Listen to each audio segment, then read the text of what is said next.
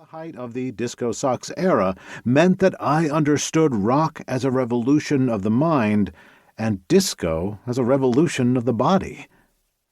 With the discotheque's demise came the synthesis of rock, punk, and disco with the rock discos, clubs with all the trappings of a disco except the music, filled with disco haters dancing to DJs playing a new disco sold as new wave. White polyester suits and flowing dresses with slits below the knee gave way to a hard-edged dancing scene into punky clothes, leather, chains, T-shirts, and leopard skin. The disco craze took place decades ago, and generations have passed, so much of this story is no longer common knowledge. Epic moments in disco history for some may read as arcane, with no modern relevance. Nevertheless, I've attempted to explain and contextualize esoterica that's been relegated to history's dustbin. The most difficult obstacle in writing this book was separating myself from personal favorites and old mindsets, and delivering a broad story, not just a shout-out to the era's stylistic and musicological mystique. It was also essential to be mindful that while most people know the rock mindset about disco, it was equally necessary to articulate the psychology of where the disco guy and the disco girl came from.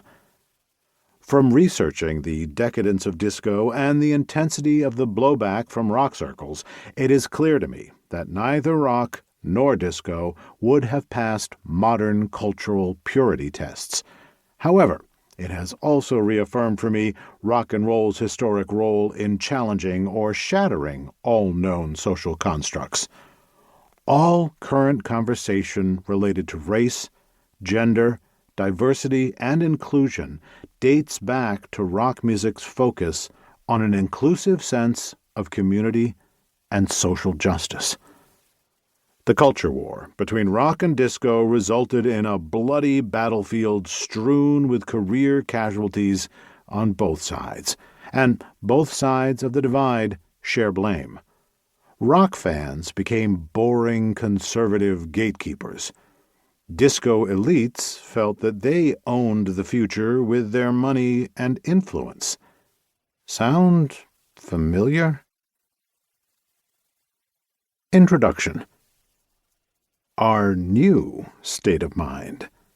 These are the good times. Chic, good times. Eric Adams, Mayor of New York. I loved disco. I had my best nights out with a group of friends who enjoyed dancing, having a good drink, and meeting very attractive ladies on the dance floor. It was just a great era. 2017. Disco was one of the most important and influential cultural movements of the modern era. Every scene and style since then has been a reaction to or an affirmation of disco's pulsating rhythms and hedonistic lifestyle. In the end, disco music and culture were far more significant than people could have ever imagined at the time. Disco interchangeably referred to disco dancing, disco music, and discotheques. It broadly described a musical style, a club experience, and a series of accentuated dance steps. In the end, disco became a euphemism for anything you can dance to, but the overall trend reflected the 70s precedents of fashion, music, and social intercourse. It embodied the sex, drugs, and rock and roll lifestyle. Disco was more than music, and deeper than dancing.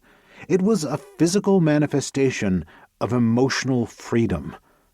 Its liberation appealed to young and old, and played out in clear view of as many people as possible.